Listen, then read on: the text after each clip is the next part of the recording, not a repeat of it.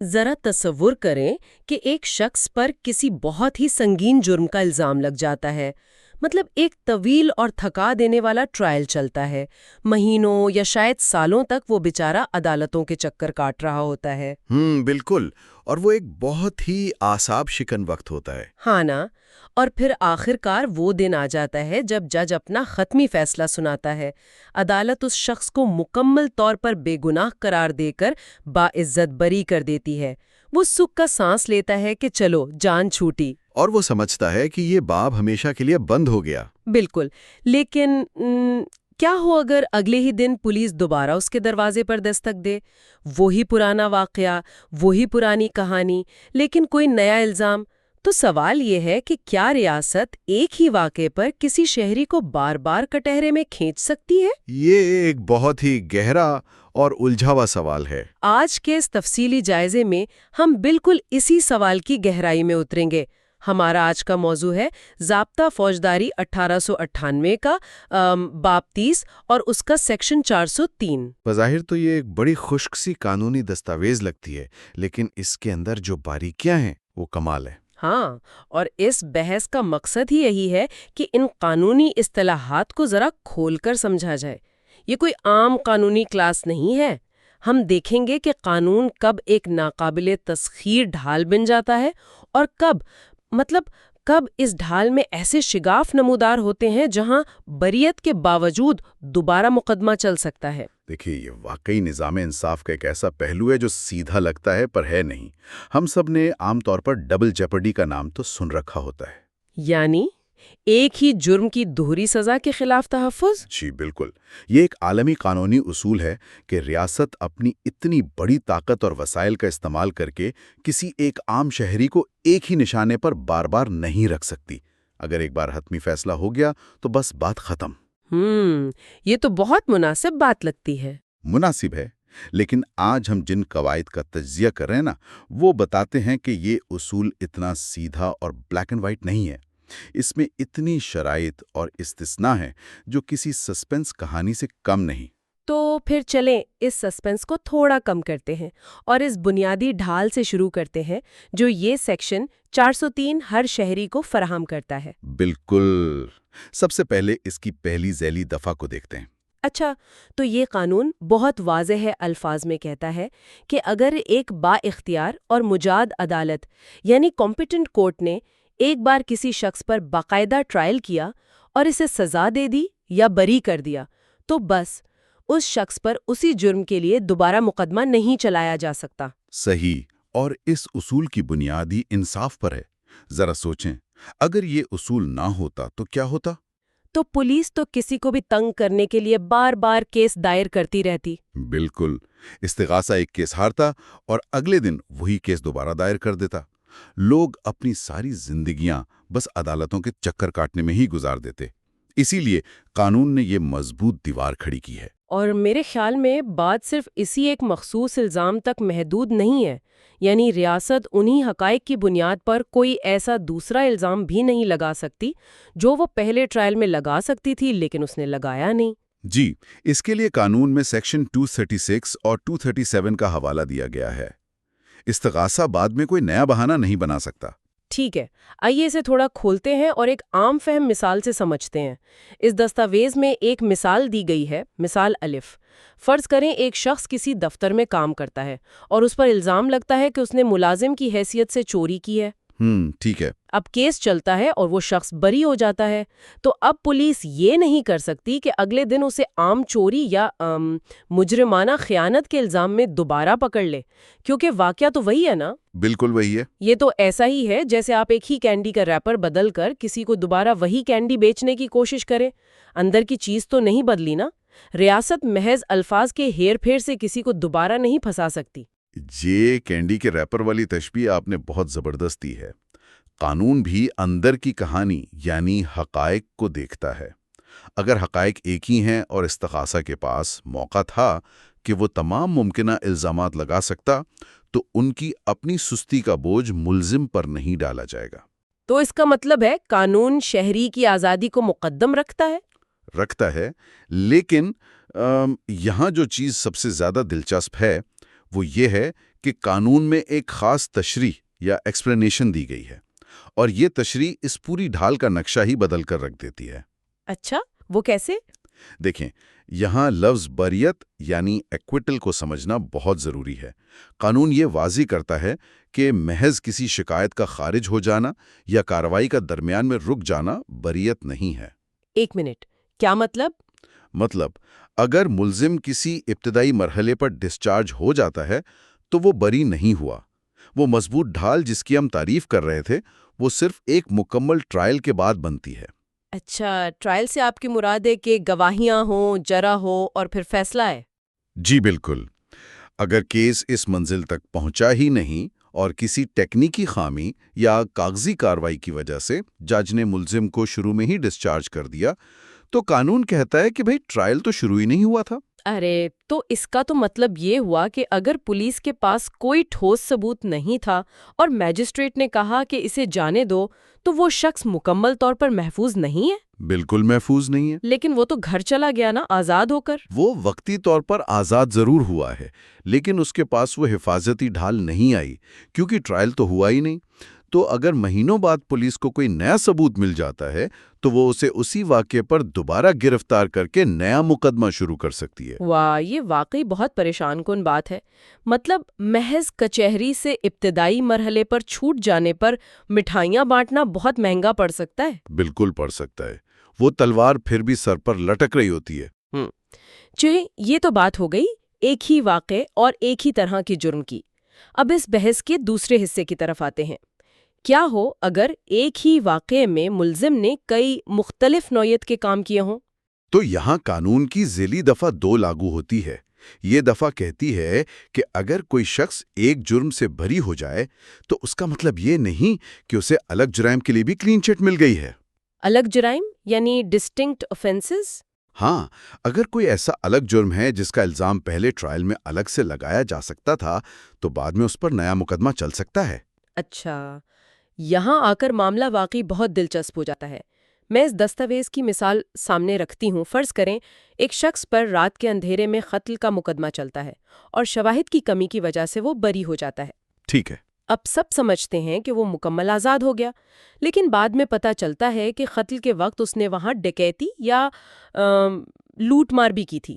تو کیا اب اس پر اس لوٹ مار کا نیا مقدمہ چل سکتا ہے؟ حالانکہ واقعہ تو اسی رات کا ہے، گھر بھی وہی ہے۔ بالکل چل سکتا ہے، اور اس کے پیچھے قانون کی ایک گہری حکمت ہے۔ وہ حکمت کیا ہے؟ کیونکہ عام آدمی تو سوچے گا کہ بھئی ایک بار کیس ہو گیا نا۔ دیکھیں، قانون اندھا نہیں ہے۔ جب اس شخص پر قتل کا مقدمہ چل رہا تھا تو عدالت نے صرف قتل کے شواہد کو پرکھا تھا۔ کیا اس نے جان لی؟ کیسے لی؟ عدالت کی عینک اس وقت صرف قتل پر فوکس تھی۔ یعنی عدالت کو لوٹ مار سے اس وقت کوئی غرض نہیں تھی؟ بالکل نہیں۔ قتل ایک انسانی جان کے خلاف جرم ہے اور لوٹ مار املاک کے خلاف۔ یہ اصول اس بات کو یقینی بناتا ہے کہ ایک سنگین الزام سے کسی طرح بچ نکلنے کا مطلب یہ ہرگز نہیں کہ آپ کو باقی تمام جرائم کی معافی مل گئی ہے۔ صحیح کہہ رہے ہیں۔ یہ منطق تو سمجھ میں آتی ہے کہ اگر جرم الگ تھا تو اس کا حساب بھی الگ ہونا چاہیے۔ لیکن اب ہم تیسرے حصے کی طرف بڑھتے ہیں، جو کہ میرے خیال میں اس قانون کا سب سے ڈرامیٹک حصہ ہے۔ ہاں واقعی، اب تک تو ہم ان جرائم کی بات کر رہے تھے جو وقوع پذیر ہو چکے تھے، لیکن کیا ہو اگر جرم کے نتیجے ٹرائل ختم ہونے کے بعد تبدیل ہو جائے؟ یہ ذیلی دفعہ 3 ہے۔ یہ ایسی صورتحال سے نمٹتی ہے جہاں پھیل کے نتیجے میں بعد میں کوئی ایسا واقعہ پیش آئے جو ایک نیا جرم بنتا ہو۔ تو مطلب نیا مقدمہ چل سکتا ہے؟ جی، اگر وہ نتیجہ پہلے ٹرائل کے وقت نہ ہوا ہو یا عدالت کے علم میں نہ ہو تو بالکل چل سکتا ہے۔ رکیے، یہ بات ہضم کرنا تھوڑی مشکل ہے۔ میں ایک سخت سوال اٹھانا چاہوں گی۔ مثال جیم کا ذکر کرتے ہیں جو سورسز میں ہے۔ ایک شخص نے کسی کو شدید زخمی کیا جسے قانون میں گریویس ہرٹ کہتے ہیں۔ ٹھیک ہے۔ اسے سزا مل گئی اور وہ جیل چلا گیا۔ اب کچھ عرصے بعد وہ زخمی شخص ہسپتال میں مر گیا۔ تو اب کیا اس پر قابل سزا انسانی جان کے ضیاع یعنی کلپیبل ہومسائیڈ کا نیا مقدمہ چلے گا؟ جی ہاں، بالکل چلے گا۔ لیکن کیا یہ ملزم کے ساتھ ناانصافی نہیں؟ ایک ہی وار کے لیے 2 بار سزا؟ اس نے تو مار پیٹ سی سزا کاٹ لی نا۔ بظاہر یہ ناانصافی لگتی ہے، لیکن اگر ہم بڑی تصویر دیکھیں تو بات کچھ اور ہے۔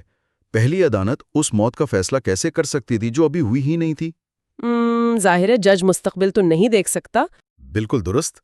پہلی عدالت کے سامنے حقائق صرف اتنے تھے کہ ایک شخص زخمی ہوا ہے، انہوں نے اس کی سزا دے دی۔ لیکن جب موت واقع ہو گئی تو جرم کی نوعیت مکمل طور پر بدل گئی۔ یعنی اب یہ ایک انسان کی موت کا معاملہ بن چکا ہے۔ جی، اور یہ قانون مظلوم کی جان کی قیمت اور ملزم کے حقوق کے درمیان ایک بہترین توازن ہے۔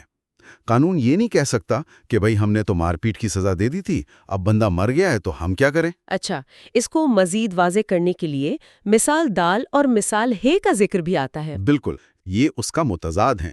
فرض کریں اگر پہلی بار ہی موت کی سزا ہو چکی ہے، یعنی کلپیبل ہوموسائیڈ کی سزا ہو چکی ہے، ہاں، تو کیا بعد میں استغاثہ کہہ سکتا ہے کہ نہیں، اب ہم اسی واقعے پر باقاعدہ قتل کا مقدمہ چلائیں گے؟ قانون اس کی اجازت نہیں دے گا۔ کیوں؟ کیونکہ موت کا نتیجہ تو پہلے سے معلوم تھا۔ بالکل، موت تو ہو چکی تھی نا۔ اگر نتیجہ پہلے سے سامنے تھا اور انہوں نے کمزور الزام لگایا تو وہ بعد میں نیا ٹرائل شروع نہیں کر سکتے۔ نیا مقدمہ صرف تب ہوگا جب کوئی ایسا نتیجہ نکلے جو پہلے موجود نہیں تھا۔ واہ، کیا کمال کا تضاد ہے۔ مطلب اگر نتیجہ نیا ہے تو مقدمہ نیا ہوگا، لیکن اگر نتیجہ وہی پرانا ہے تو استغاثہ اپنی مرضی سے الزامات کی شدت نہیں بڑھا سکتا۔ بالکل، یہی وہ باریک لکیر ہے جو قانون کھینچتا ہے۔ چلیں اب جرم کی نوعیت سے نکل کر ذرا رخ عدالت کی طرف موڑتے ہیں۔ ہمارا چوتھا حصہ، کیا فیصلہ سنانے والی عدالت کی اپنی حیثیت بھی کوئی اہمیت رکھتی ہے؟ یہ ذیلی دفعہ 4 ہے اور یہ بہت اہم ہے۔ یہ واضح کرتی ہے کہ اگر پہلی عدالت اس نئے جرم کی سماعت کرنے کی مجازی نہیں تھی، یعنی کمپیٹنٹ نہیں تھی، تو پرانی بریت یا سزا ملزم کو نہیں بچا سکتی۔ اس کے ساتھ ذیلی دفعہ 5 کا بھی سرسری سا ذکر ہے کہ یہ جنرل کلازز ایکٹ 1897 کو متاثر نہیں کرتا، لیکن اصل مدعا مجاز ہونے پر ہے۔ جی بالکل۔ اچھا، اس کو عام فہم بنانے کے لیے میں ایک کھیل کی تشبیہ دیتی ہوں۔